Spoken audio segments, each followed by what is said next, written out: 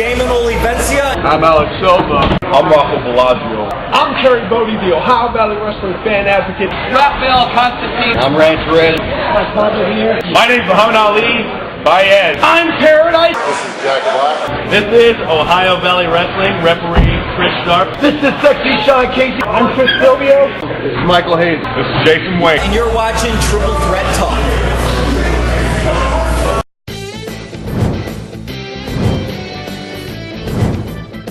And on the eve of the big tournament, the big portion of the tournament of March Madness starting, we come with episode 41 of Triple Threat Talk.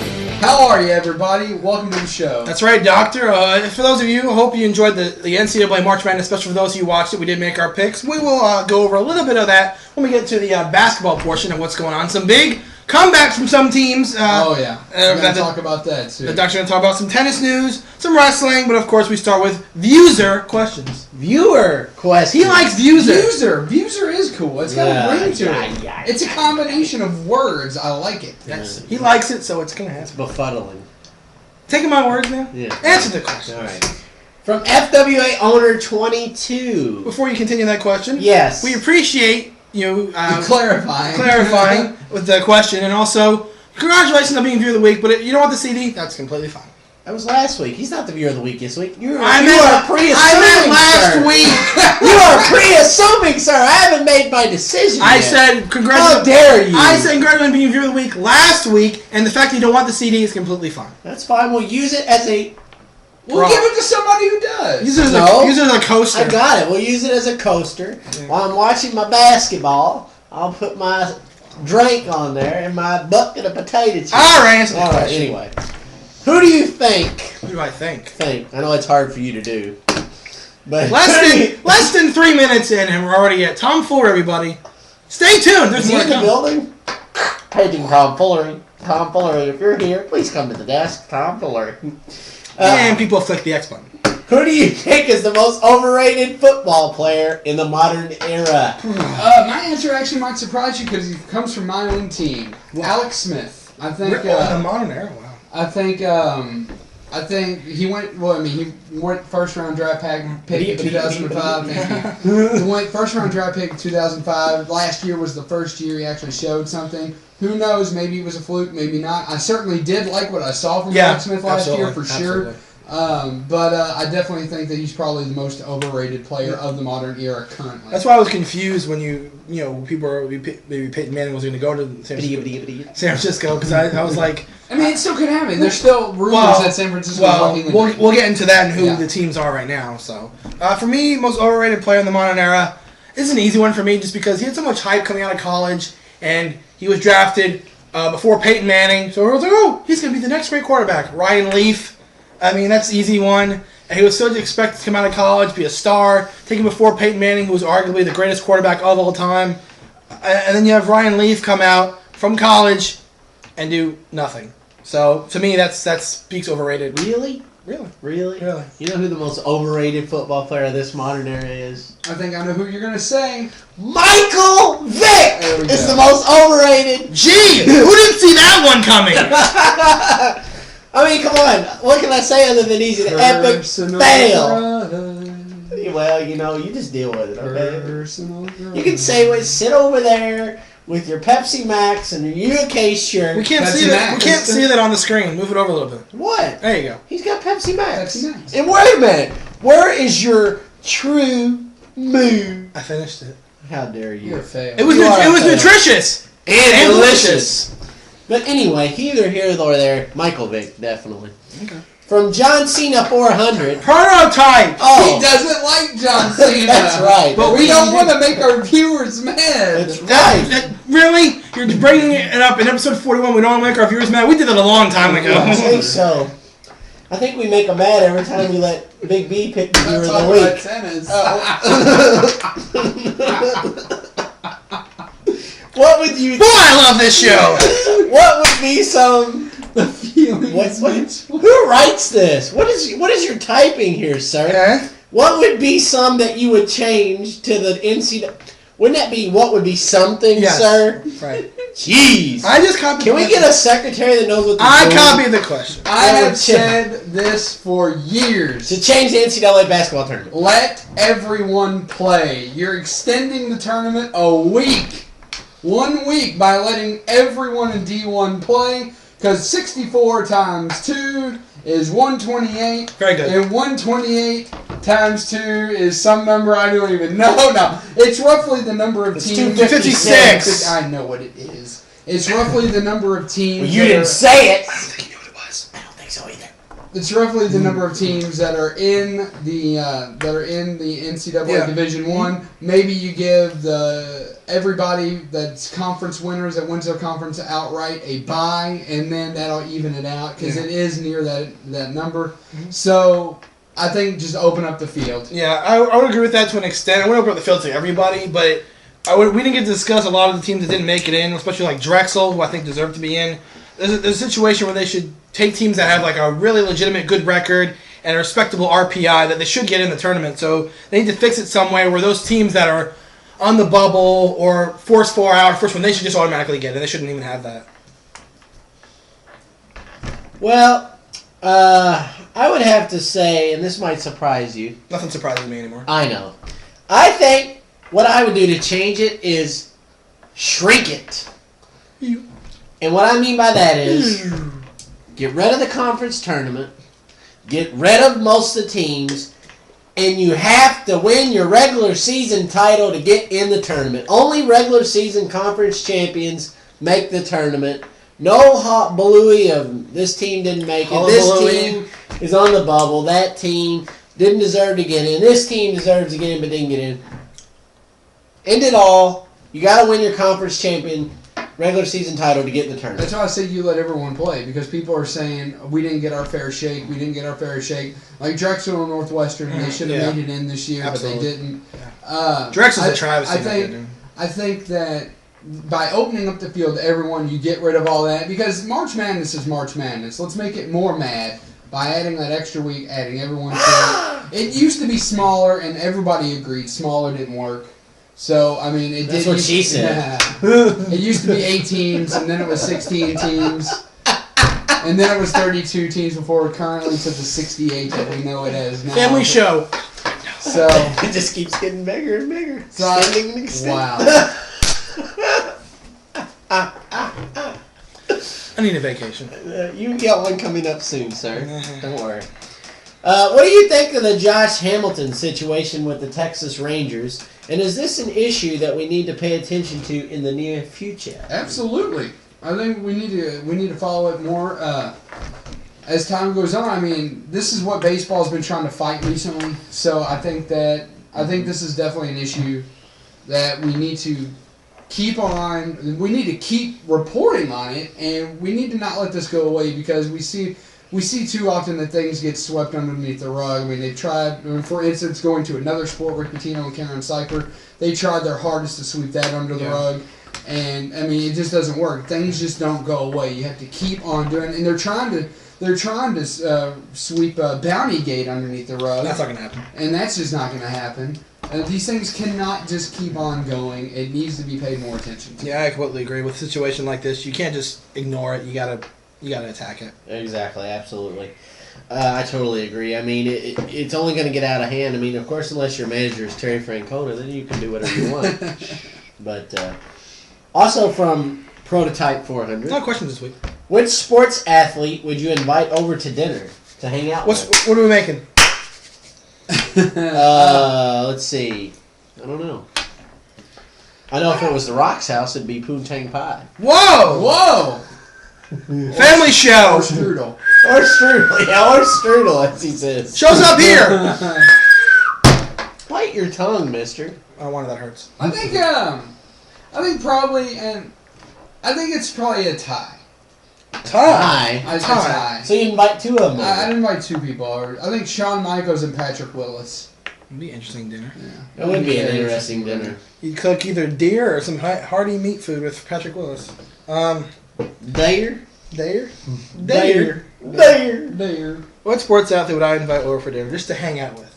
Just to hang out with. Just on him would probably be Cody Rhodes, and it'd probably be Candlelight. Marshawn Lynch or Cody Rhodes. Little ambiance mood, little music. Probably in the with Barry background. White in the background. Oh, come on, man.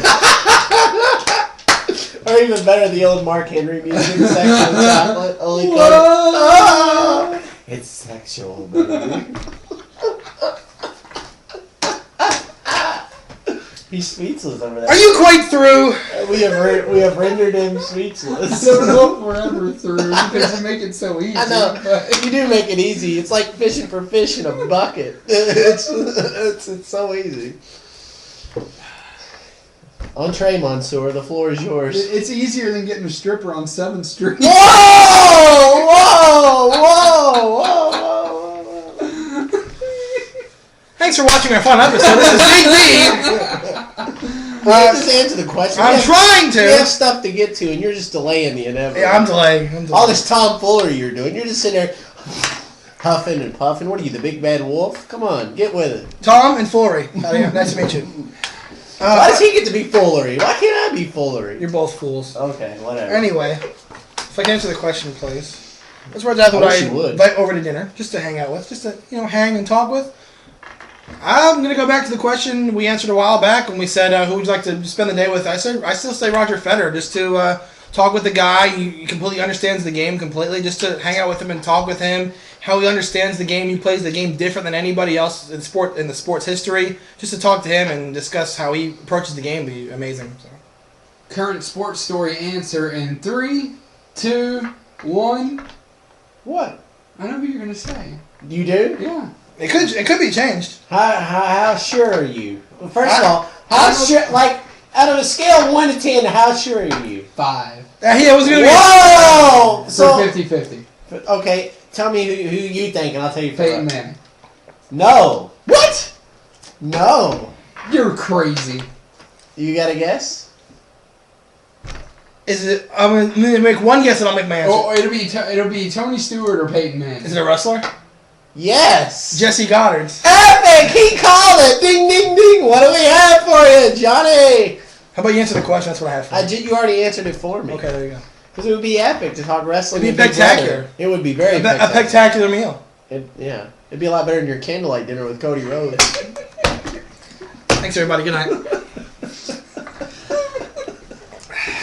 Against all odds, 20. What do you guys think is the worst storyline in wrestling history? Whoa. Really? That's a loaded question. Really? Oh my Jeez, man. God. I mean, actually, I have an answer. But. I don't think you can answer. There's just about 100. Well, I mean, there's one that I'm going to answer that stands above the rest. Go ahead. So knock it out of the ballpark. Okay, And I'll see if I agree. I have one. Okay. Worst storyline in wrestling history.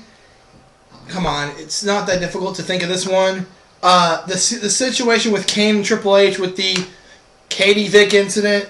Even Triple H said that was bad. Everyone remembers it. It was the dumbest thing they've ever done that I can remember. It was just stupid. It didn't make any sense. Is that the girl he said they killed? She was in the casket. Triple H wore the mask of Kane. And all the wrestling stuff I've ever seen, that was the one thing I wish I could have unwatched. Triple H hated it. They all hated it. Whoever's idea it was not a smart one. It was horrid. I would have to say the worst storyline in wrestling history was making Cody Rhodes the Intercontinental Champion.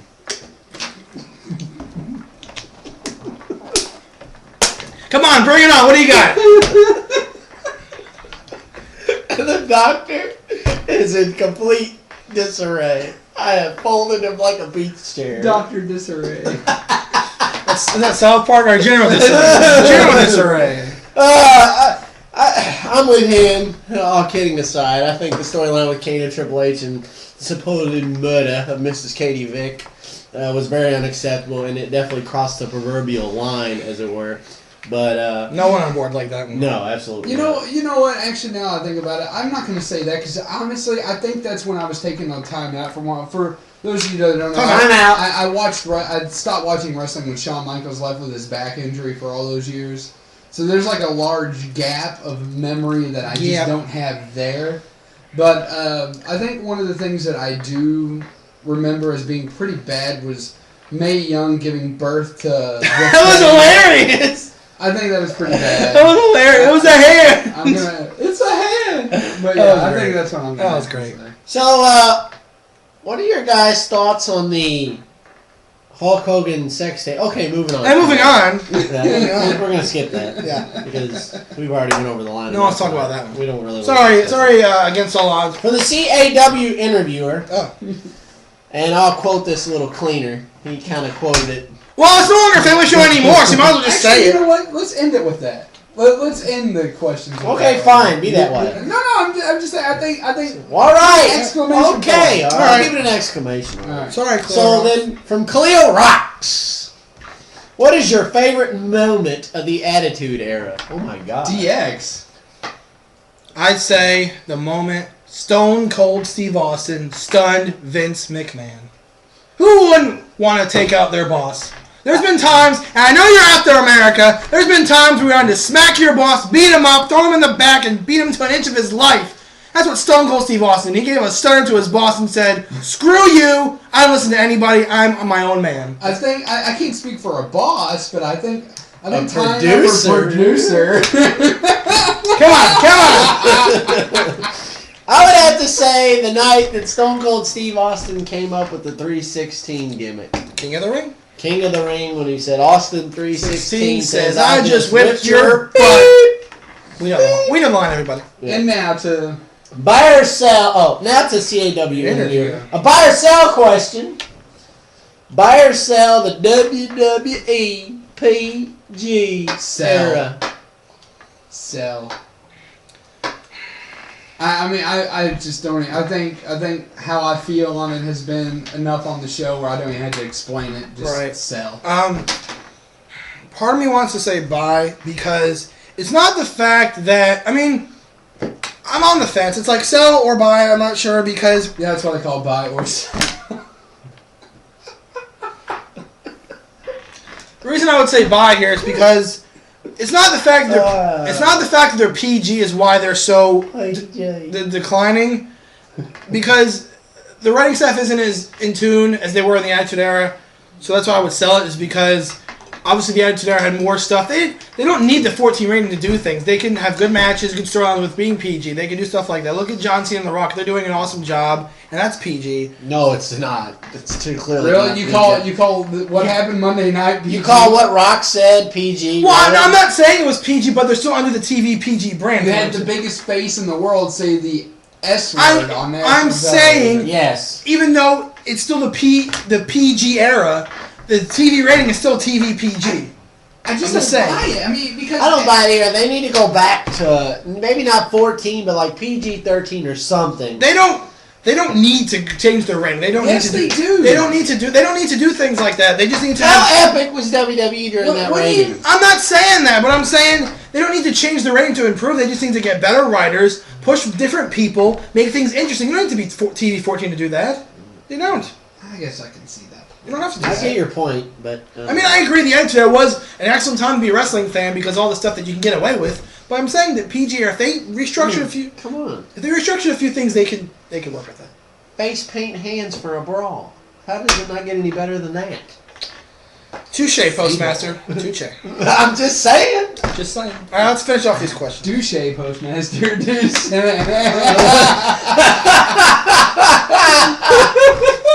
And finally, from the CAW interviewer, which wrestler would you like to female dog slap? I got two of them for you. Whoa. One of them is WWE superstar.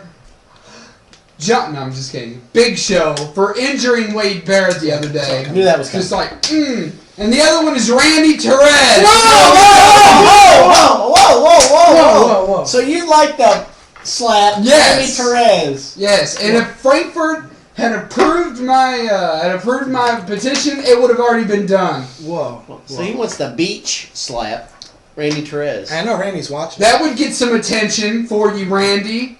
Yeah, that gets some attention. Getting all B right. slapped by a completely unknown entity in the sports wrestling world. By Dr. Disarray. But a known entity in the analysis world. That would get some attention. Mm-hmm. You, sir? Randy. Whoa, he's still on. You, sir? Or else I like to bitch slap. Whoa! It's already been said. What'd you say?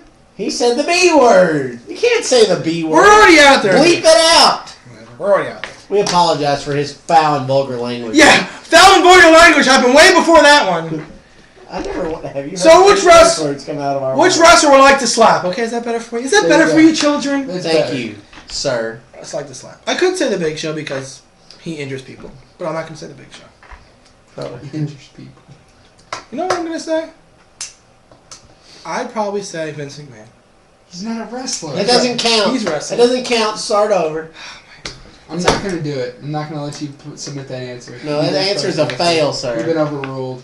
Let's see. Oh, the judge is ruling. You've been overruled. My judge doctor. That's right. Judge Doctor's in the court. Dude. Oh my God, is it that hard? I'm thinking. Come back to me then. That's what she said. I would probably have to say, what wrestler would I like to crap slap? I would have to say Jack Swagger. I fixed this list. Exactly. I figure if I slap him hard enough, maybe he'll not talk like Sylvester the cat any longer. All right, I got my answer now. Okay. No disrespect to this individual, but God. I'd slap him only because the way he handled the situation. It'd probably be Bret Hart. Ooh. I respect the heck out of Bret Hart. I think he's one of the greatest of all time. Arguably, could be one of the best. Arguably, And just the way he handled the, Montreal Screwjob, the way it was handled was very poor. Whoa. What? Are you serious? Are you listening to yourself? Yeah, I am. Are you really going this way? Yeah. Why? I mean, why? What do you mean way he handled himself? I don't blame him. The way he handled He was himself. getting screwed. I'm sorry, I know you all are He big was getting Shawn screwed Michaels on fans. TV. No, it's He true. was getting screwed I'm beyond belief. I'm aware of that, but the fact, number one, he was going to take the time and go to WCW was completely not good on his part. So what? It's storyline. It's part of it. Yeah, he shouldn't do that. Well, whatever. That's He crap. wasn't gonna do that. He was talking to him. He was going to... He wouldn't have done that. No. He's better than that. He wouldn't have done that. Vince McMahon was a jerk for doing that. Shawn Michaels was a jerk for being Shawn involved in Michaels that. had no part in it. Yes, he did. Watch the DVD. But I'm saying it was handled bad by all parts. But Bret Hart should have been, he should have I handled it better. totally disagree with that. Disagree. And I'm the biggest Shawn Michaels fan in the world. Disagree. Whatever. Totally disagree. So with that is our questions this week. We thank you for all the questions, comments, and criticisms and quandaries and Queries. all the fun that you cause us to make fun of Big B during these question segments because it makes it fun and exciting. So I guess I will anoint this week's Viewer of the Week. And with that, since how he apparently made us laugh the most and gave us the question that really got us to give Big B 20 kinds of crap, I would have to say that the Prototype 400, you are this week's episode 41 Triple Threat Talk Viewer of the Week. So with that, Doctor, if you would please. He doesn't have the authority to do that. Only I do. Doctor, give me the news. I got the bad case of the headline blues. Got a lot of headlines today. I couldn't. You're singing. I could not keep. You love my singing. No, I really now we don't. get to hear every week. Yeah. I could not keep up with the number of headlines today, so some of them are written down, some of them are on paper, so I apologize for that. Of course, if they're written down, they're on paper. Well, I mean, some of them are written down, some of them are up here. I'm sorry. I did misspeak there. I'm sorry. You did? The first thing, minor thing first, Tiger Woods pulled out of the tournament with the strained ACL. If only he'd start pulling out of things a lot sooner. Might have been able to avoid this entire situation. Parents all over the world, I apologize. Oh my God! Really? Really? I'm sorry. If we tried to be a family show before, we're not anymore. Hey, that was nothing said there. That was just straight up observation. 49ers signed Randy Moss, a huge acquisition for them. Way to go, Niners. Absolutely. Peyton Manning now down to the last couple of people. Denver, Arizona, Tennessee.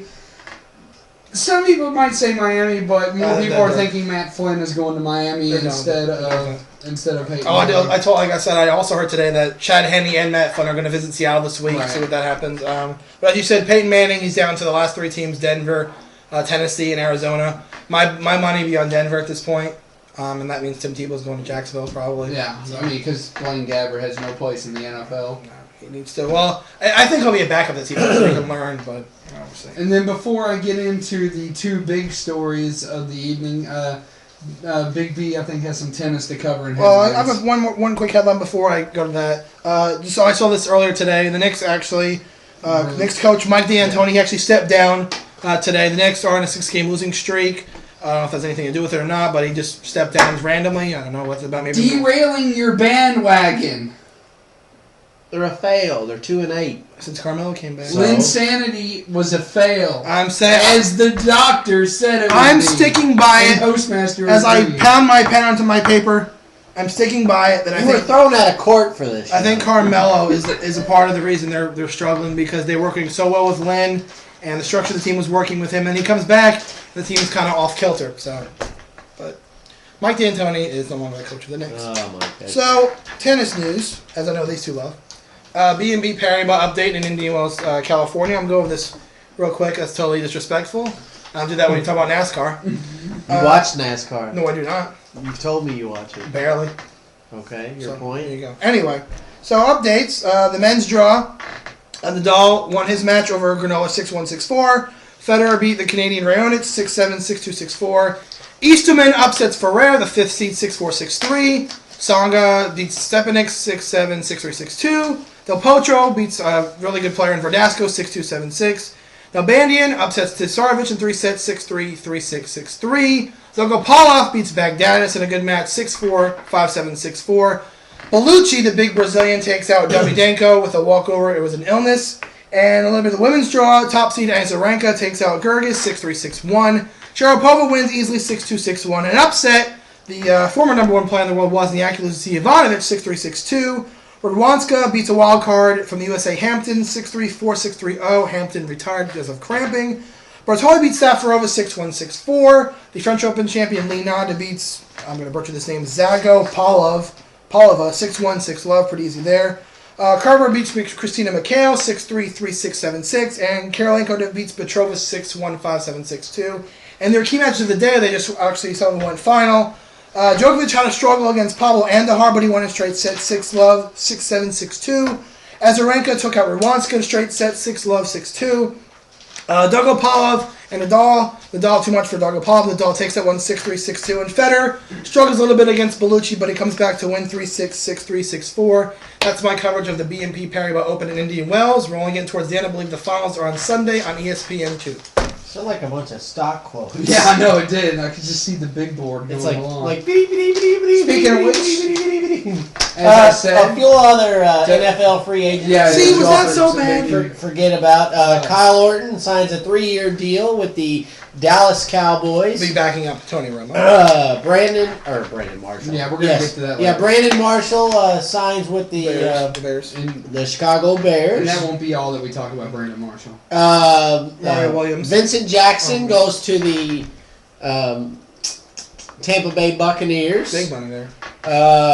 Some other Mario Williams. Williams. He met with the Bills yesterday. Yeah. He's still meeting with some teams. He hasn't chosen a team yet, so we'll keep it going. Calvin Johnson becomes the highest paid wide receiver in the NFL. Whopping deal. 130 plus million. $132 million for 8 years. 60 million guaranteed.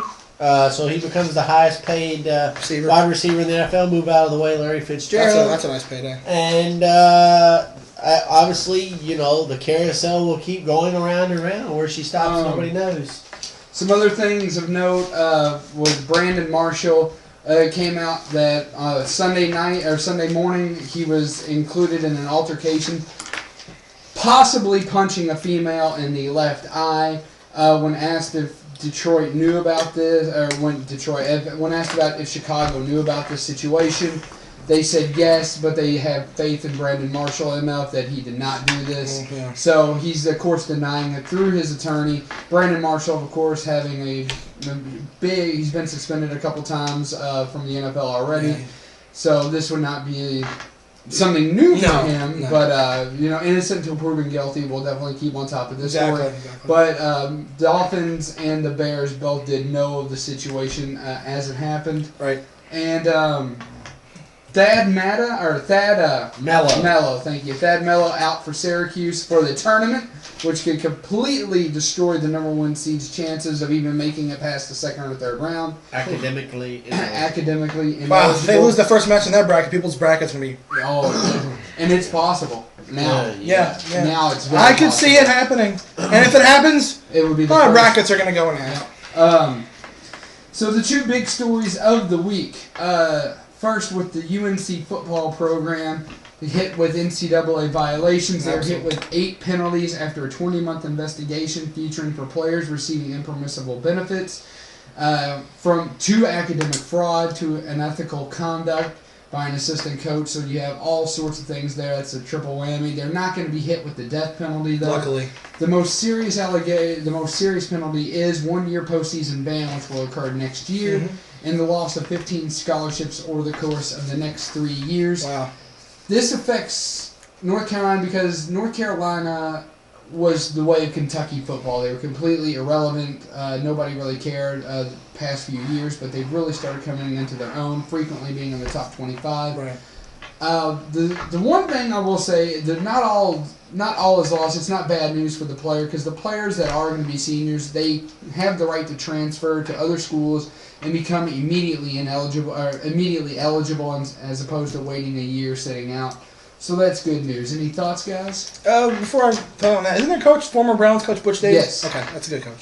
Yeah, I mean, it happens more often than not, it seems, with these things, bans of teams. The USC a couple years ago now, UNC football. And as the doctor said, the more prolific program is their basketball program, just like Kentucky, as he said. But yeah, I mean, they got hit hard, and it's going to affect them. I mean, a 1 year postseason ban and 15 lost scholarships over the course of 3 years. That's they're lucky they didn't get the death penalty for what happened. But this is going to hurt them big time. I mean, just when you thought the team, the program was getting turned around, looked like North Carolina was going somewhere. They were improving. They're never really known as a powerhouse football team, but they were improving to be a little more relevant, and then they went and shot themselves in the foot, and this is just going to knock them right back down again.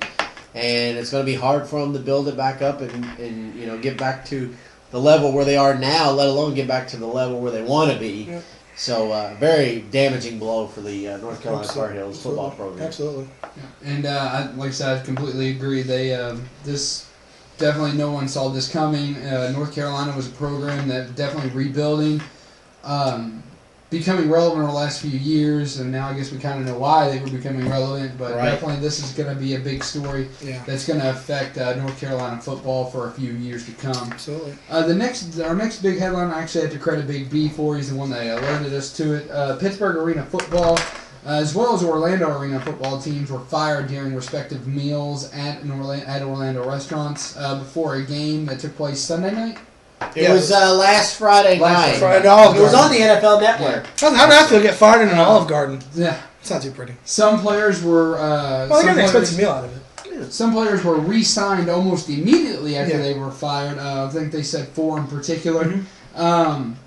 Some players were signed minutes before the game started. Yeah, and so the moves became as a strike against the league was moments away. The union was looking to raise prices per game for players being paid from $400 to $1,200, and all terminated players are expected to re-sign with their respective teams, but they're just kind of like what the NFL was doing this year with its players, and just trying to restructure their CBA. Yeah. Thoughts? Right. I mean, the game was broadcast on NFL Network, and I heard the announcers didn't know who half the players were. Like, who's this guy? I don't know who he is. So very confusing for the announce team, but very surprising that they let the whole team go before the game started, and Pittsburgh ended up winning the game with replacement players.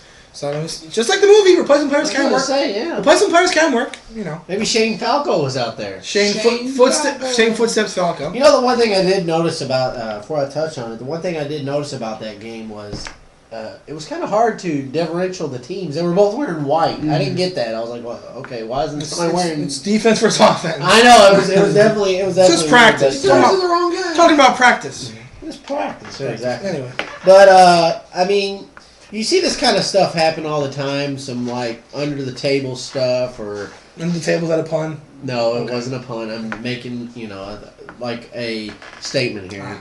Under the table stuff or stuff that looks a little swirly or sideways or unacceptable or, and this is a way, to me, this is a bullying incident. Like, they knew the players were backed into the corner. The players didn't want to do what they asked, so they fired them all. And now it's only affecting the league by firing them all because I don't know a whole lot about arena football. I know a little. Right. But I'm sure just like the NFL, if you got a bunch of guys nobody's heard of, nobody's going to go watch that. Exactly. So there goes number 5. Like, who's that? Who? Big B? What's he doing out there? Who's that? Doctor? I've never heard of this yet. What? But it would have. It's going to affect attendance. It'll affect all that kind of stuff. So they're going to be like the NFL. They're going to have to come some sort of agreement to where the players are happy, the owner. It's kind of like a happy medium. I mean, it happens everywhere. Obviously, we had several strikes this year with the NBA and the NFL, so this comes as no surprise. And hopefully they can get this ironed out, and things will be back on the roll for arena football. Yeah, absolutely. I mean, I don't think it was a smart move firing the players. I think you should have just let the union strike, and then that way it doesn't affect how these players work for their livings and everything else. I think there's a better way to do it. Firing is definitely not the answer, and it's probably going to come back to some bad public relations after this incident is going to come to pass. All right, and they fired him in an Olive Garden. That is weird. So that's it for headlines this week. So now moving on to our weekly motorsports update, we will start with the doctor as he has our weekly NHRA. Going straight. NHRA. Top Fuel went to Morgan Lucas. Funny car for the 3rd straight race goes to Team John Force with Robert Height winning. And Pro Stock went to Mike Edwards. That guy never loses. Yeah, he never loses. He's amazing. Ridiculous. So that was NHRA, and I think can we go into Full Metal, or do you want to take NASCAR? I stay with going straight here. Stick with going straight. Full Metal jousting. I go straight. I didn't know full jousting was a motorsport, but okay, we can. Well, horses could be motors. Not motors, but horsepower. Ha ha. I wasn't making a joke. I was like, horses could be a motor. Yeah, why not? Go ahead, lay it on us. Lay it on us. You can't go left straight, then left and straight. One of the dumbest things I've ever seen somebody do happened on Full Metal jousting. Somebody's wearing a Cody Rhodes shirt. Please tell us more. Langdon came on wearing a Cody Rhodes shirt. It was really, really ridiculous. Yes! Well, it turns out he did punch something like Cody Rhodes. One of these days, he's going to be on this show. He didn't punch a horse's rear end like Cody Rhodes is. He punched a horse's head for no reason. Horse was acting up a little bit, just punches in the head. That's like me and Postmaster always walloping Big B in the head. I mean, that'd be like that. I think that's happened more than one time. So, Langdon... Lead pipe. One time with a pipe. One time with a pipe, broomstick. It's affecting his memory, too. What? Already. And his brain, apparently. But anyway, Langdon was kicked off the black team for his actions, and then the number one pick, the joust was a complete wallop. I'm not even going to go into details over it. The number one pick overall for the entire tournament, Rope Myers, defeated ex-Marine and MMA contender David Pruitt 20-2 in an absolute slaughter fest. So from there, we go to Postmaster for NASCAR, in which he's very happy. All right, so this week at the Las Vegas Motor Speedway in the Cobalt Tools 400. We're going left! You done? Are you done? Cody Rhodes every 5 seconds. Now, how do you like it? Are you done? Yes. Okay, shut up. Anyway, so apparently, just because you're the champion doesn't mean you got to have a down year the following year, because Mr. Smoke, Tony Stewart as it were, knocks yet another track off his list of many accomplishments. He wins this past Sunday, much to my delight and my excitement. Afternoon delight. Outdueling the 5-time champ Jimmy Johnson in a very good No, not Booker T. Settle down there, Booker T. We're talking about NASCAR, not wrestling. We'll get to wrestling in a little bit. Shucky Just calm down. I know you're excited. I'm going to do a Dr. Rooney. Shucky Ducky. Dr. Rooney. Black. Yes, a Dr. Rooney. I want to see that done. Can we film that? Oh God, I'd film that in a heartbeat. That'd be funny. We'd be $10,000 richer. I'd put America's Funniest Home Videos. That'd be hilarious. So Smoke picks up the win. Jimmy Johnson comes in second. Very good race. Not a lot of cautions. A lot of cautions late, which is very unusual for a 1.5 mile track. Yep. But now they go to the world famous, the smallest track, Bristol Motor Speedway. Probably one of the best races on the year. That race I actually do watch a little bit of. So if you want to check it out, be sure to check it out. It is on Fox this Sunday at high noon. I knew. And we'll see if Smoke can make it 2 in a row, or will Jimmy Johnson pick up his first win of the year. Jimmy Johnson. Don't they call it the 1-2 punch, by the way? What's Jimmy that? Johnson and Tony Stewart, whenever they finish first and second. I've heard that referred to a couple times. And speaking of Jimmy Johnson, is he in the positive yet? Yes, he is in the positive, but they had a hearing this week regarding his penalties for his crew chief and car chief, and they were upheld. So their appeal was denied. However, they're now appealing the appeal. Denied. So I guess now they're going. Careful, man. I guess now they're going to doctor's court. So they're coming to see you to appeal their appeal. Too bad. Appeal withheld. So that does it for NASCAR this week. So be sure and check it out at Bristol. And now we move on to the round ball. Round ball. The madness. The madness. This is madness. And I'm starting to wonder what's going on here. And why I say that is this. Why do you say that? Well, last week when we were on the show, we all knew that the conference tournaments were this past coming up. And if you would have told the three of us here that the University of Kentucky would not win their conference tournament, and the University of Louisville would win their conference tournament, I would have said, you're out of your mind. There's no way. No way. Don't think so. Well, guess what? That's what happened. That's what happened. I mean, U of L, Peyton Siva, where were you all year? I know. It's like, may I have your attention, please? Who just flips that For the real Peyton Siva, please stand up. He stood up and then some. Very good performance by Peyton Siva. Well-deserved tournament MVP by you, sir. They knocked off Seton Hall on night 1. Then they came back and beat a very tough Marquette team. Then they just the worst match of the tournament. They absolutely slaughtered 26 turnovers. Oh, not Notre Dame. They forced 26 turnovers on Marquette. It's Notre Dame. Notre Dame. But they absolutely walloped Notre Dame, which was a shock. I thought that was the game I thought they were done. And then the worst match of the tournament. Maybe to you. I mean, defensive struggle. It was a defensive struggle by all means. It was an offensive struggle. It's because the defenses were both playing really good. Yes. Not. You were actually the only. I wanted to talk to you about this. Not you, but just wanted to throw you and one other person on my Facebook. Most of my friends on Facebook. Most of my fans and friends are U of L fans. So I get a lot of debate. And I also get a lot of perspective on how they feel about their Cardinals. PostMaster and one other person responded that was a good defensive battle. Everyone else that was a Cardinal fan on my feed said that was the worst offensive showing they've ever seen. It was not a good defensive showing. Cincinnati's a very good defense. It was just a bad game. Louisville's got like the best defense in the Big East, so I think it was a big game. It was a bad game. It happens. Both teams, after playing 4 days, they're entitled to a bad game. I'm not getting on it. I'm just saying it was a bad championship game. Right. Is all I'm saying. So U of L wins the conference tournament and moves on to pick up a 4 seed in the big tournament. Playing Davidson. So we'll see how far their trek will go. They kick it off.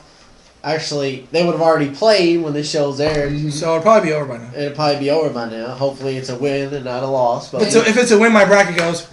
And not to just pick on U of L. Right. Another bad conference game that happened was the UK-Vandy game. It was terrible. They both teams tired. Like you said, when you play that many days in a row, you do get tired. Right. And when you get into a track and field run with Florida in the game before, you're lucky to lose by 3 points like the Cats did. Right. I mean, it was ridiculous. And I think I mentioned it on the special.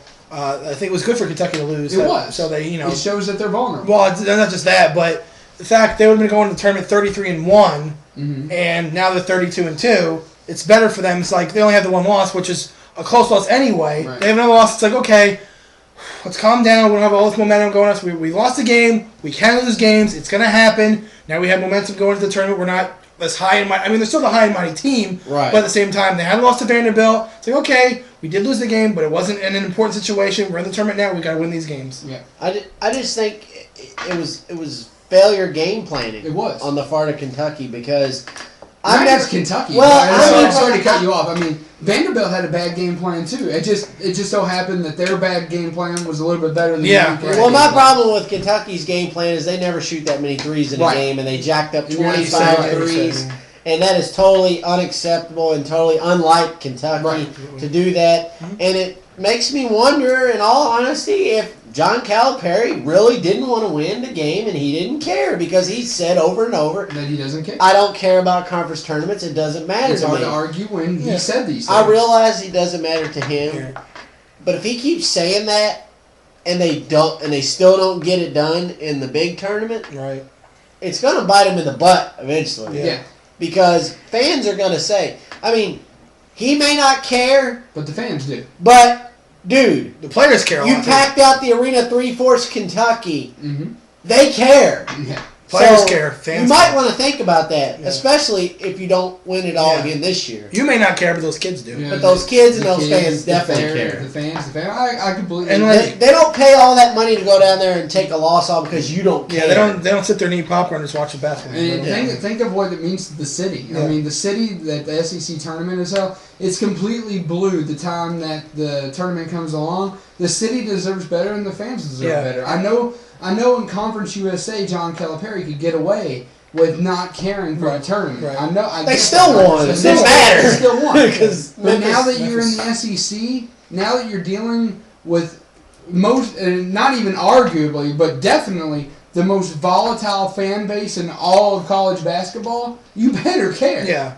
And like we said on the special, Kentucky's road isn't easy. Yeah, it's not. We got like I said, Nobody's road is like easy. they got to potentially play UConn, Indiana, Baylor. You know, they got tough teams. And Kentucky, I will say though, Kentucky always prepares for the NCAA, probably the best out of any other team in the NCAA though, because they schedule so hard in the postseason, post-conference. I mean, there's no arguing that they really do. Yeah. And they scheduled the likes of North Carolina, Duke, Indiana, U of L. Connecticut. I mean, it's just ridiculous. Mm-hmm. They schedule probably the next team that probably schedules hard is Michigan State. Right. But I mean, it's just one of those things. It just happens so ridiculous. Right. But we do have some history to talk about too. We covered basketball more thoroughly on the basketball special. Cheap plug, by the way. If you're interested, check it out. Check it out. But yeah, we got a little more in depth with basketball this week. The first four now in full swing, and we did have two historic games on the first night of the tournament. The first one, Brigham Young was down 25 points. That was actually the second one. Well, yeah, the First first game on game that you cover. Right, I know. The 25 points to the Iona Gales. They were down by 25 and came back to win 78-22. 72.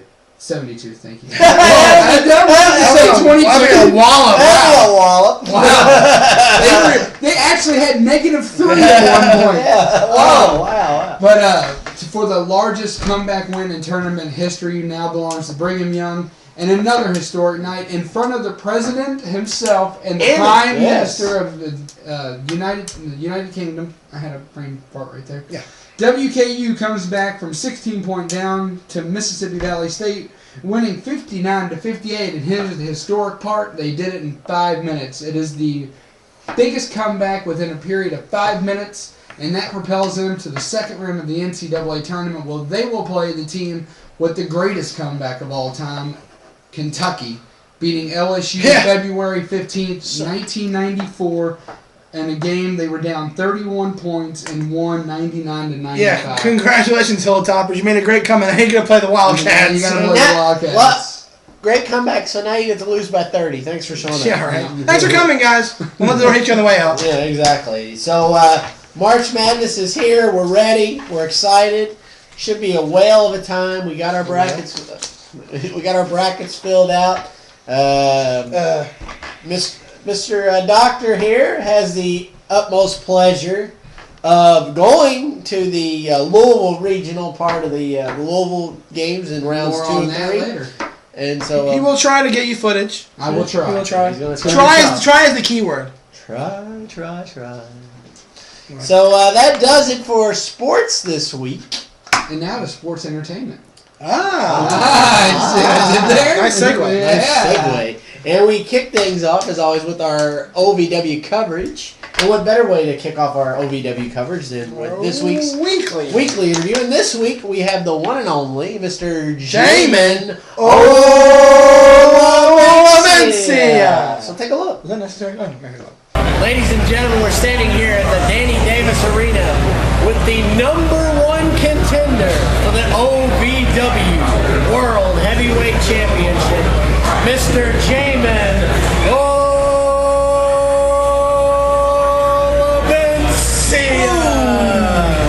No problem. Mr. Olevencia, how you doing today, sir? Oh, I'm just spectacular. How are you? Doing great. Very good. Just a few quick questions for you, sir. First off, tell the fans and the people out there that don't know, how did you get your start in professional wrestling? I got my start in professional wrestling starting in Buffalo, New York with a company called Empire State Wrestling. Then I went on to Canada, and then I went on to England. And then I came to a place called Ohio Valley Wrestling where basically Jamin Olevencia, that's me, takes over. All right, awesome. So we know that coming up this Sunday at Expo Part 5, you have a world title shot against the fairly new champion, Mr. Smooth Johnny Spade. What are your thoughts on that match, and what are your thoughts on the upcoming year for yourself? Well, my thoughts on that match is Mr. Smooth Johnny Spade isn't going to look so smooth when he's going against Jamin Olevencia. Let me repeat that name one more time. It sounds better when I do it with an accent. Jamin Olevencia. Ooh, that sounded really good. One more time, just for the fans at home. Jamin Olevencia. That's right. Going against Johnny Spade. What can you look forward to? You can look forward to the OVW Heavyweight Champion, soon to be Jamin Olevencia. And for the upcoming year, expect Jamin Olevencia, that's me, in some film, some reality television. Most importantly, Hollywood. That's what I'm about. Well, speaking of Hollywood, to kind of transition today, we talk a little Hollywood here. Yourself, we were talking before the shoot here. Who do you think, in your mind, is the biggest star in Hollywood today right now? Biggest star in Hollywood today. You know, it's tough. These days, and I'm just totally going to get serious with you. These days, I really don't feel like anybody stands out. But I can tell you some guys on the rise. One, Jamin Olevencia. Two, Jamin Olevencia. And three, that's right, you guessed it, Jamin Olevencia. Those are all three very talented actors, definitely. Yeah, I know. I've seen them all in person. Great guys, too. Absolutely. Well, Jamin, we really appreciate your time on the show today, sir. It was great having you. Well, first and foremost, I want to thank Mr. Olevencia for doing the show this week. I did talk with him a while back. He did say he wanted to do the show eventually. He's like, when am I going to get to do it? Well, he got to do it. You got to do it. So I really appreciate that. I will send him a personal message on Facebook later. How awesome is it that he actually wanted to be on the show? I mean, this is great. I mean, these kids, we've said it all the time. I mean, it's like a new atmosphere when we walk into OVW nowadays. Yeah. It really it is. I mean, you got guys. You wouldn't believe it. Like, I think it was last week. We went. And we're waiting on you to get to the arena. And Rudy Switchblade like, why aren't you guys inside yet? Yeah, well, why aren't we inside? He's like, why aren't you inside? What's going on? Let's go, guys. Come on, quick. Let's go. And before we move on to coverage of OVW, I want to send out a heartfelt congratulations to Terry Bodie and his fiancee now, Cheryl. Congratulations, Terry! Good job, Terry. Congratulations. We wish you all the best and all the happiness in your future endeavors. Whoa. Whoa. That's Undertaker's music. Congratulations, Terry. Also, one quick note before we move on to OVW. I want to send out a special thank you to Mr. Muhammad Ali Vaez. Mm-hmm. He approached us this evening and said, last night. Last night. And, And said, guys, love the show. You guys do a good job. We appreciate everything you do for us here at OVW. And he gave us a few tidbits and pointers. So we appreciate that, Mr. Vaez. Not only that you watch the show and that you're an avid viewer, but that you also, gave us the Good. pointers Some feedback and help. and good feedback, and we'll definitely take those into consideration and see what we can do to make things better. Thank you, Mr. Muhammad Ali Vaez. Not just you, but everybody that tunes in to Triple Threat Once again, Talk. I want to thank Jamie Olavencia for that. One of my favorites in the company. So much passion and is a great talent all around. So thank you, Mr. Olavencia. So let's get to last week's tapings. Johnny Spade won the heavyweight championship at Saturday Night Special, and he gets a brand new heavyweight title, which looked fantastic. Looked really good. I thought you were going to say you get a new car. So the price is right. But the title belt looked really nice. Really good updated belt for that. And then the family came out in the minute match with Johnny Spade, Anarchy, and Raul Lamada. And Wait. Then Joseph Bond, the talent number 2. That's not good enough. You have to have all 4 of my guys. So before that match is made, Bowling Services 2.0 comes out and says they want to enter the match. So the match later for the evening was a 3 triple tag match. Bowling Services 2.0, Joe Coleman, Jack Black, Rocco Bellagio, and James Moose Thomas, taking on the family of Muhammad Ali Vaez, Rudy Switchblade, Rob Terry, and Mr. Spectacular, Jesse Goddards. And the other team will be Johnny Spade, Anarchia, Raul Lamont, and a partner to be named later. Later. Ooh, surprise. So you're going to leave us in limbo? Absolutely.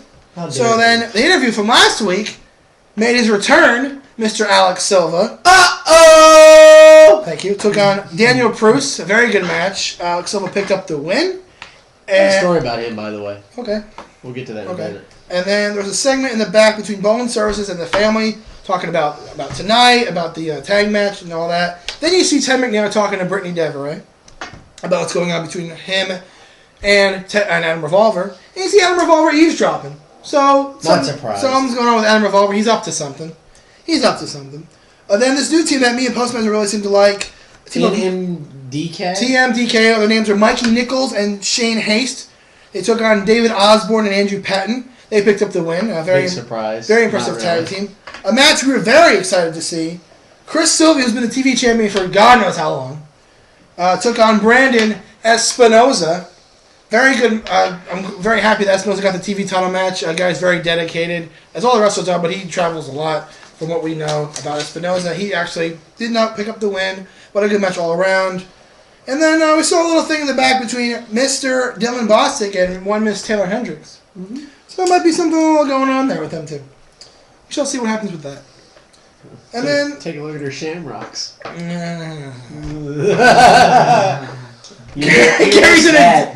daze. I think I missed that. Yes, you did miss that. You would have been, man. Anyway. Anywho. Shh. That's hilarious. The main event match, the tag match, would be between Bowling Services 2.0, Bowling Pin Services, the family, and Johnny Spade, Raul Lamont, Anarchy, and Jamin Olavencia. And Team Spade picked up the win. A very good tag match. Not surprised. A very good show all around. And the match that we were going to talk about last week absolutely was not on TV. Was not on TV, and it was a shame because it was probably the best match OVW's put up in a long time. Very entertaining. Dylan, are you really saying that? Even I have to say this. Okay. Even I have to say this. When a match goes like that with Randy Torres, even if Randy Torres is involved, it was a great match. It really was. Show respect. I have to. Hey, if anything, I do show respect and give credit where credit is due. Fantastic match between anything less. Mr. Torres and Mr. Dylan Boston. Yeah, so just a good great stuff match. from OVW this past week, and then last night, Wednesday, the tapings. A few previews, so you can check it out this Saturday on WKYI channel 138 if you have Insight, or go to ovwrestling.com. They upload the episode every Thursday, or it could be a different day, but usually Thursdays. We had Chris Silvio defend his TV title against Jose Del Barrio. That's for you, Terry. Some other people in action were Johnny Spade, Jamie Olavencia, and Alex Silva. So take a look. OVW this week. Excellent stuff. The Saturday Night Special is coming up April 7th. Mm-hmm. Don't know if we'll go into that. We'll keep you posted. Very good stuff from OVW. Check them out, ovwrestling.com.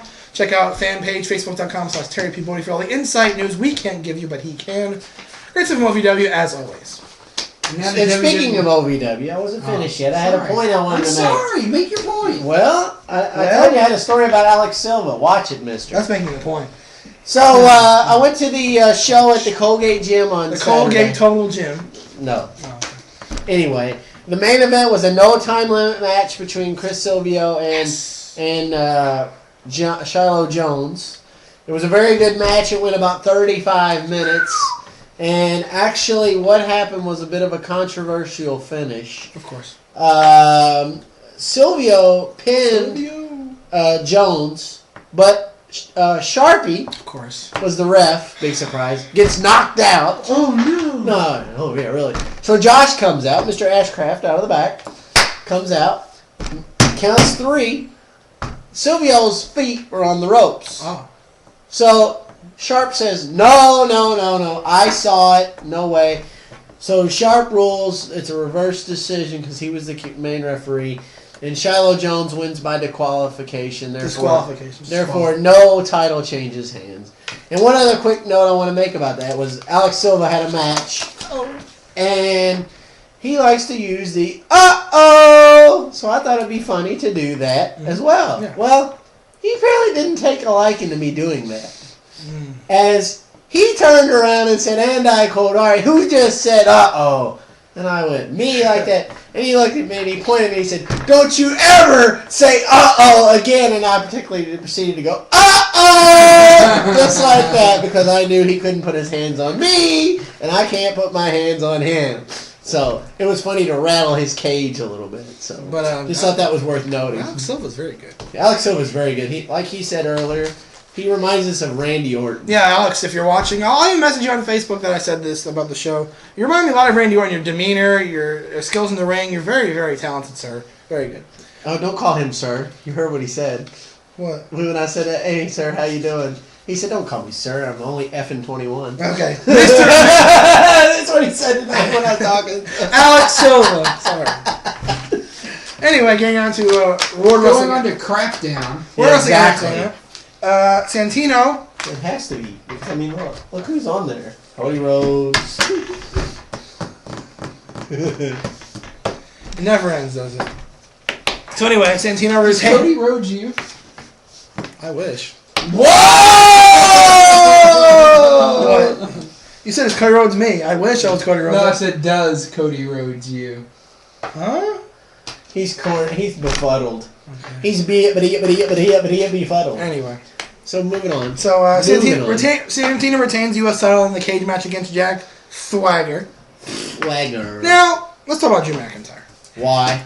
Because he's good. Is he worth talking about? Do you think he's worth talking about? I used to like to. He's a good talent. So he was fired because he couldn't keep winning matches. So this week, the board of directors switches, and Mr. Laurinaitis, was in charge of SmackDown. He says, you know what? I'm going to give Drew McIntyre another shot. So he gives a mystery opponent. Everybody thinks it's the Great Khali. So Drew McIntyre has no chance of winning. He's still going to be fired.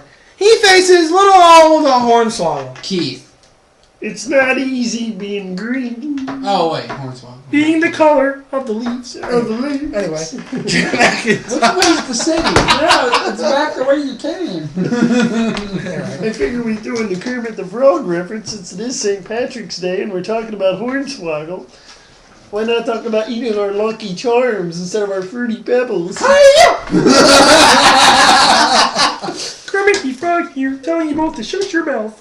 Anyway. Moving on with the show. Oh my god. Anyway, Drew McIntyre, who was fired, but he gets a match against Hornswoggle, and he wins his job back. I want to know what, Kermit.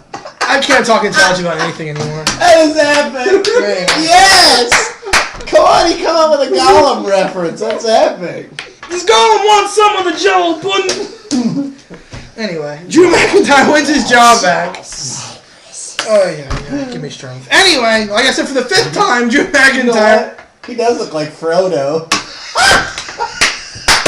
Kevin Steen equals Big B equals Frodo. Equals win! Frodo. So we're gonna call him Frodo Steen. Frodo Big Baggins.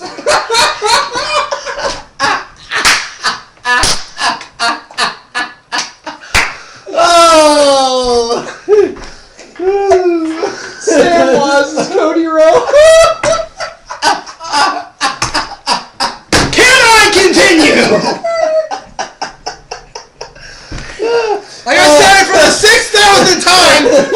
McIntyre Fort Hornswoggle, and he got his job back. Moving on. R-Truth and Kofi Kingston defeated Primo and Epico in a non-title match, so they might get a tag team title shot down the line. This right for our religion to WrestleMania. Then a six-man tag match occurred. Randy Orton, Sheamus, and The Big Show picked up the win over Cody Rhodes, The Miz, and Daniel Bryan. And Kane came out once again to beat up Randy Orton. That's how the show ended. That was SmackDown. How dare the Giants pick on the four hobbitses? So now, The Miz and Daniel Bryan. moving on to Monday Night Raw. John Cena kicked off Raw with an old school battle rap, which I really enjoyed that. It was very good. It was good. It was very good. It was good, especially the yeah. I'm not going to say we because saw we're a it. family show. John Cena, very good stuff from him. Can you try to redo that rap in the I Gollum voice? actually, I did before. It's down off YouTube now, but since you asked about this, I actually did doing my Gollum voice because everybody has said I can do Gollum just as well as Gollum can. I did a video of a YouTube video with a bag over my head because I didn't want to be on YouTube. But there was a video of me at one point on YouTube singing "Back That." I guess I can say it because it's a three-letter word. "Back That Ass Up" by Juvenile? Yeah, by Juvenile. I did it. I completely rewrote it to Gollum's liking, how he would sing the song, and I did it in Gollum's voice. The entire song rewritten in Gollum's voice. That would be hilarious. It had about 2,000-3,000 hits on it. It was great. But I took it down. So, anyways, moving on. So before Big B explodes. Oh, he's having a fit. I mean, jeez, he's having a coronary over there. You would think Cody Rhodes was in the room. He's getting all flustered. He's getting my pluses, Cody Rhodes. Stick with Kermit. I'll stick with Gollum. Go ahead. Thank you. Anyway, like I said, John Cena kicked off Raw with the old school Which battle. was good. Very good, very good. Very good. Sheamus picked up a big win over Dolph Ziggler. Good job for Sheamus leading momentum Not into. really. Dolph Ziggler's a fail, so. What is with the pink lately with him? Real men wear pink. Oh, I wear pink sometimes, but seriously, a spandex pink? But I think Sheamus picked up the win over Dolph Ziggler. A good win for Sheamus, getting momentum towards WrestleMania to take on Daniel Bryan. Mark Henry and David Otunga just beat up Santino in a handicap match. Beat Sanchian? Yeah, they beat up Sanchian according to your title. And then we thought he was extinct! We thought he was extinct! Funkasaurus comes out He's back! to beat up Jinder Mahal. Is that anything like True Moon? Nutritious and delicious. But yeah, I didn't care for the Funkasaurus coming out and taking out Jinder Mahal. I don't think he should have jobbed to the Funkasaurus. Jinder Mahal is more talented than that. He's a fail. But I think that maybe that's why they're trying to push the Funkasaurus because, you know, there was reports that Vince McMahon may not have liked that character, but apparently something has changed. Maybe he actually listened to somebody for once, and that would be a shock. That would be a shock. Well, there's, getting off topic a little bit. Vince McMahon didn't originally want Jeff Hardy to be WWE champion. It was Shane's idea. That's true. So he has the people talking to him. So then a big thing on the night, Shawn Michaels and The Undertaker traded some words. Very good stuff. Shawn Michaels and Undertaker, anytime they're in the ring, they're good together. Shawn Michaels basically said he could be the one to end the streak by screwing him. So we'll see what happens with that. I have to say this, they did something that I already had done. I had already looked into the past history of Shawn Michaels' special refereeing. Mm-hmm. His very first match he special refereed also featured The Undertaker, causing him to lose to Bret Hart SummerSlam by hitting him with the steel chair meant for Bret Hart at SummerSlam. Yep. My first pay-per-view that I ever remember, yeah. So Michaels is not very the most fair referee when it comes to matches. And that kicked off a really great series where Kane was introduced eventually in that series at Hell in the Cell. Mm-hmm. So I mean, it was a pretty good series. Yeah, very good stuff from Michaels and Taker. That should definitely be heating up towards WrestleMania. Then CM Punk defeated The Miz, and The Miz is on a downward spiral. Might not even be at WrestleMania. So he says he's awesome, but he's really not right now. And then, in my opinion, this is one of the best promos I've ever seen Jericho deliver. After the match, Jericho pretty much said to Punk that he's only straight edge because his father's an alcoholic. He doesn't want to end up like him. I thought that was very good stuff, very powerful, very real, because that is true. CM Punk's father is an alcoholic, I don't know if that's the reason he's straight edge, but it probably has something to do with it. And I like they pull out the real stuff like that because it's more personal. It makes it personal. I think it was a very good job by Jericho. Any thoughts there from anybody? The beer bottle is precious. It has to stroke it in silence. My precious. Got a frog in your throat over there? Obviously, The Miz is on a downward spiral. It's evident. Will he get to WrestleMania? Probably. Most likely. Apparently, there's reports out there he may have something to do with the Rock John Cena match. We'll see what happens with that. I think it's definitely one of those things where we're going to see The Miz. This is obviously storyline to get The Miz back in. I think he has been on a downward spiral lately. I would love to see him be a part of WrestleMania, even though I think he's not awesome. But I do like where they're going with the story, you know.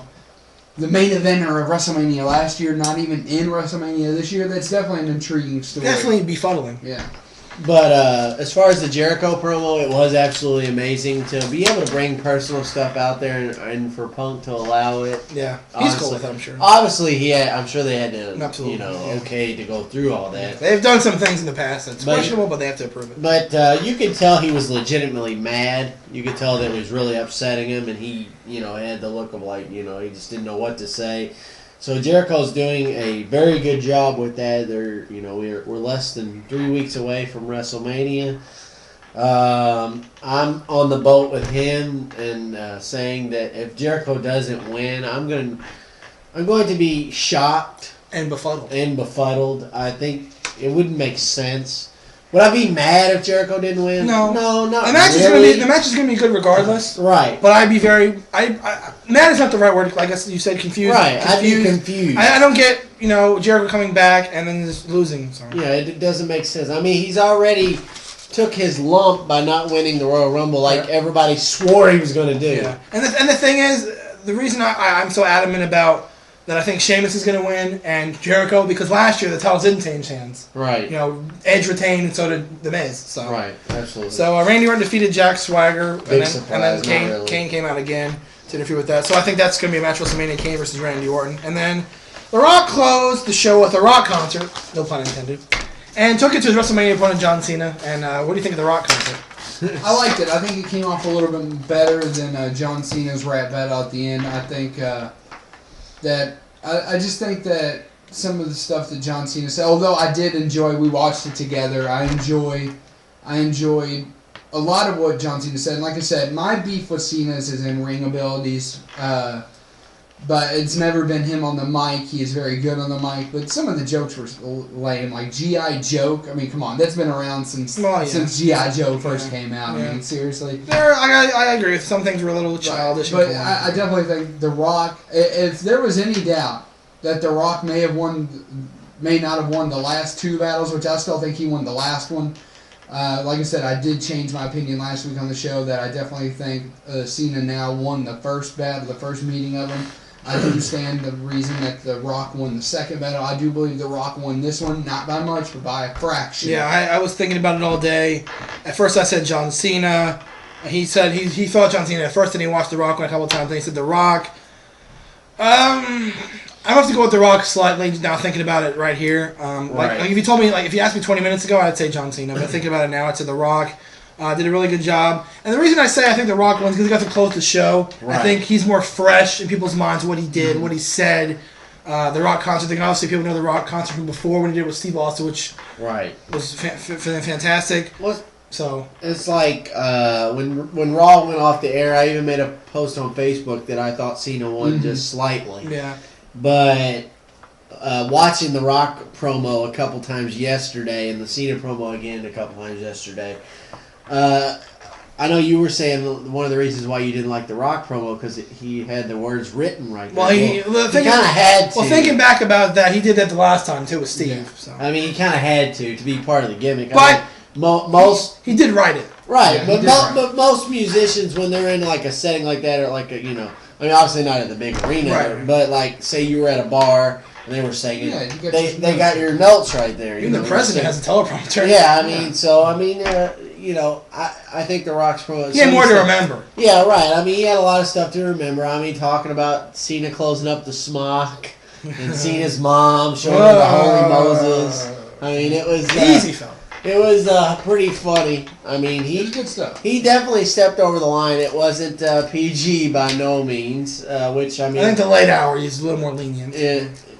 you could tell. So, but Good stuff. But like, the thing is, I think with you and me agreed. The reason we picked Cena at first is because we were so excited to see him come out to the old theme song. Yes. Do what people loved him for in the first place. Yes. And it was just, we've seen The Rock do things like that before, and it was so Right. different for Cena to do it again. So we're like, oh, John Cena did this, it's done, it's over. And then even after The Rock did his thing, you're like, I still like John Cena because it was old stuff that he Right. did. And you watch it again, you analyze, it's like, you know what? The Rock won this one. Not by much, but The Rock did win this one. And I said to you earlier, I don't know if it'll happen or not, but it would be good. I think Cena should come out to that character at WrestleMania. Yeah, I think so. that'd be. I think he should go back to that character because, like I told them, like that's one before I even hated. It's before everyone hated Cena because this whole Cena thing has come about because they've been cramming him down our throats. That's why people don't like Cena. It's because it's been nothing but Cena. And I think maybe the WWE starting to get that now. He hasn't had the title in a while, but they've still kept him in the limelight for obviously marketing and production. Right. But I definitely think it's one thing that maybe finally they are finally starting to comprehend is people don't want Cena to be the champion. Right. We want to see the younger talent get pushed like exactly. Wade Barrett and all that, and they're starting to do that. Right. I think it took them a little bit, as it sometimes does. Right. I'll say something about John Cena. And like when he first started as the Thug Life stuff, I was a big fan of his.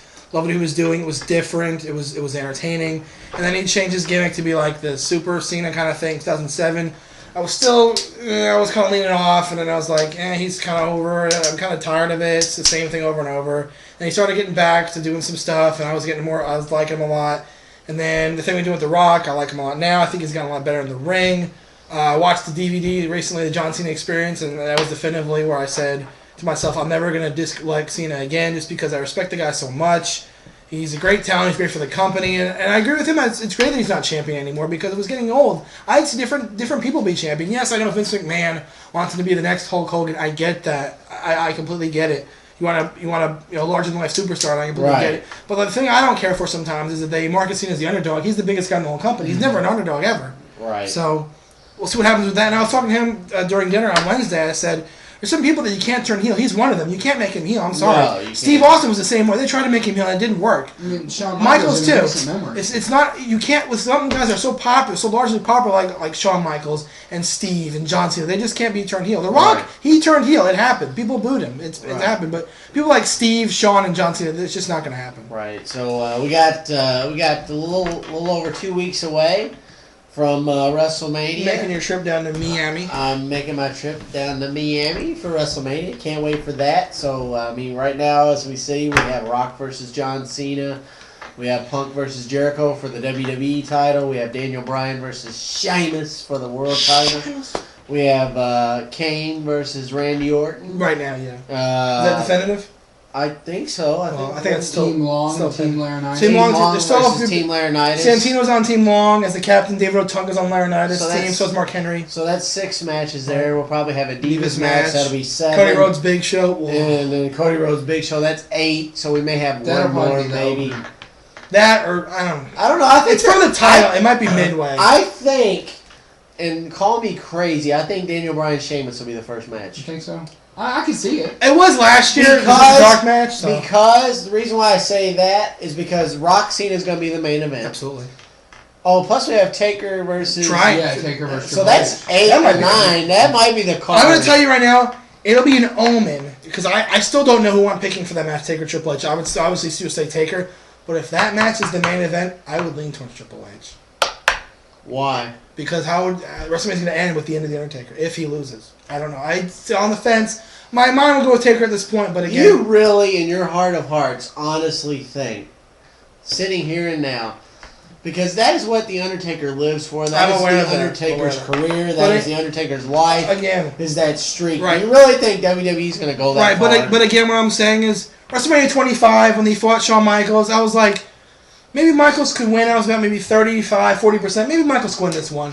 WrestleMania 26 was cruising. I was like, I'm 50-50. I think Michaels could win this match. I really think Michaels could win because his career's on the line. I think Michaels has a chance of winning, and he didn't win. And then last year, I was more lenient towards The Undertaker, but when I saw what Triple H was doing to him, I was like, Triple H could win this match. There's points in the matches with Taker the last couple of years where he could legitimately lose. They're going to see that at 28, no doubt about it. But I still think Taker's going to win, but it's going to be very close. Especially with Michaels involved, Hell in the Cell. Yeah, a lot of factors. How is this going to affect Triple H and Shawn Michaels' relationship? Either way, I mean, this is going to be a big factor. I like where the company's going with this, and I'm actually glad we're having this discussion because lately we've just been recapping Raw instead of just giving predictions on what the business side is, which is what we market this show is about the business side of wrestling. Right. I think this is going to affect a lot the personality, how Triple H and Shawn Michaels react with each other. Coming in years to come, because Shawn Michaels is not gone. I mean, he's done wrestling. Yeah. He's not gone from the company. Maybe I want him to be done. And like I don't know why, he's like one of those things that this is going to affect the way that they are going to be interacting with each other in years to come. Either way, win or lose for Triple H, and I definitely enjoy where the company is going with this. Make no mistake about it, though. The question at the beginning of the show: buy or sell the PG era. I still sell it. But there have been enjoyable points, right? And this I think is one of them. Right. So, and I mean, I enjoy WrestleMania. It's a great experience. Oh yeah. I will definitely be talking more about that as the weeks progress. And I'll say it on the show right now. As of right now, I'm going to WrestleMania next year in New Jersey. As of right now, because I told them tonight why I wanted to go, and I know this is I guess this is my wild card. If we're going to transition to that, my wild card pretty much is. I started watching wrestling when I lived in New Jersey, and I always wanted to go to WrestleMania. It was my dream when I was younger, wanted to go to WrestleMania, and I was never in a position to go, not enough money, not in a place where I could go to it. Then I ended up getting to go last year with some friends in Atlanta. That was an awesome experience. And now it's going to New Jersey. We're in an arena I've been to before. I've been to that arena before, that outdoor stadium, MetLife Stadium. Well, the Meadowlands, but I've been in that area before. And to return home where I grew up to see the biggest wrestling event in sports entertainment, that would be just awesome. So I'm on board to go to WrestleMania 29. So. Right. And then my wild card is tomorrow I fulfill a lifelong dream, which is to go to the NCAA tournament. The rounds 2 and 3 here in Louisville, Kentucky, Thursday, Saturday. I get to see the likes of Murray State versus Colorado State, Iowa State versus Connecticut, and UK versus Western Kentucky. It's just going to be amazing. I'm staying for the whole day of basketball. We have great seats, Erica and I. We have great seats, and it's just going to be a phenomenal experience. PostMaster here actually got us the hookup on the seats. A friend of his from high school. Who I told? What did I tell you too? Because he originally told me that they were $800 for the two of them. I told him they'll never sell. I told you to tell your friend, call me when he was serious about selling them. And he called me, because I knew that they would never go for Tournament starts tomorrow.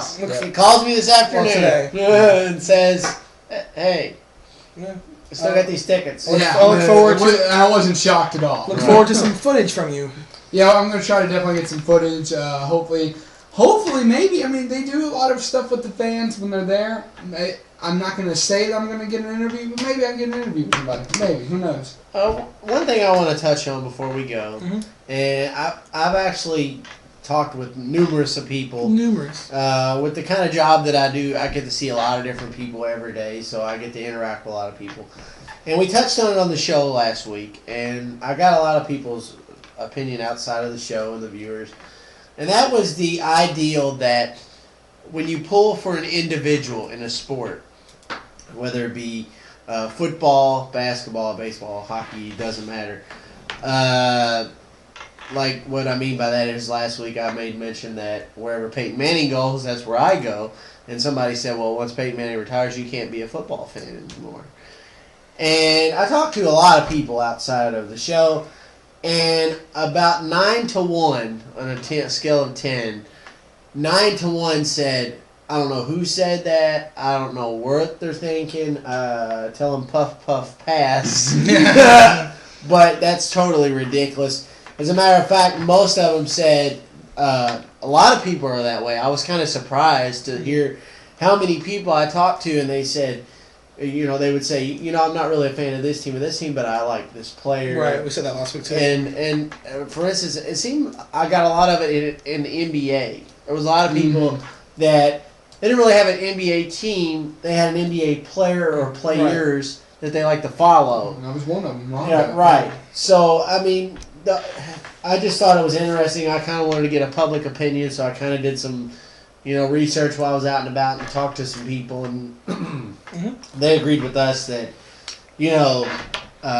saying that you can't be a fan of a sport any longer all because a certain individual retires that would be like saying, okay, Michael Jordan retired.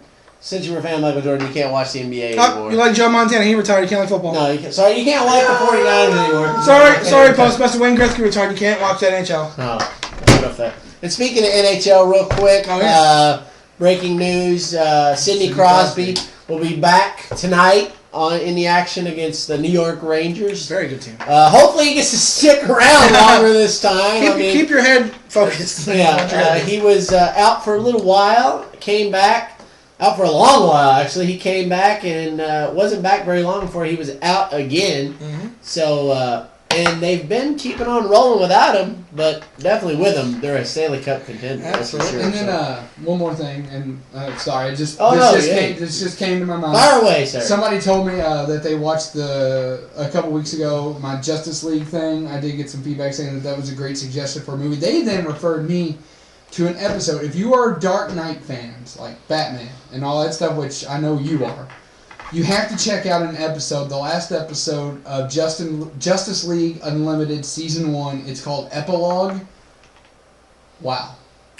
I mean, for a show, I mean, it's not the last season of Justice League, but it does give you a look into the ultimate destiny of the Dark Knight, and very rarely does the show. I mean, Justified left me pretty speechless at the Justified this week. I actually did get to watch it on Tuesday.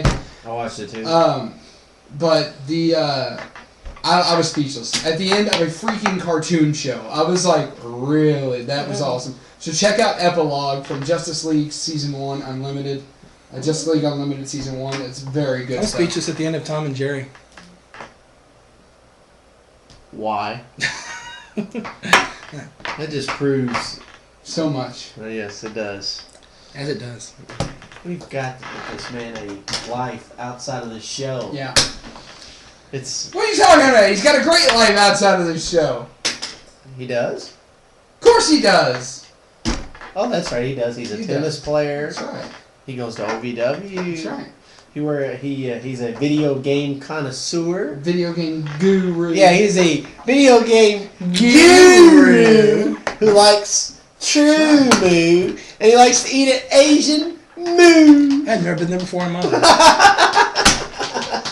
So, I guess that does it for this week for the show. Good show as always, guys. And if you want to like us on Facebook, you can at facebook.com/triplethreattalk. You can follow. Happy trails to you. Until we meet again. You can follow us on Twitter at triplethreattalk. Thanks, howdy. And if there's any comment or question you have at triplethreattalk@yahoo.com. So with Triple Threat Talk, this is Big B. This is Postmaster Jones. Go Cardinals in the tournament. This is the Doctor and This is Big B signing off. I still don't know what Rossa means. Thanks, everybody.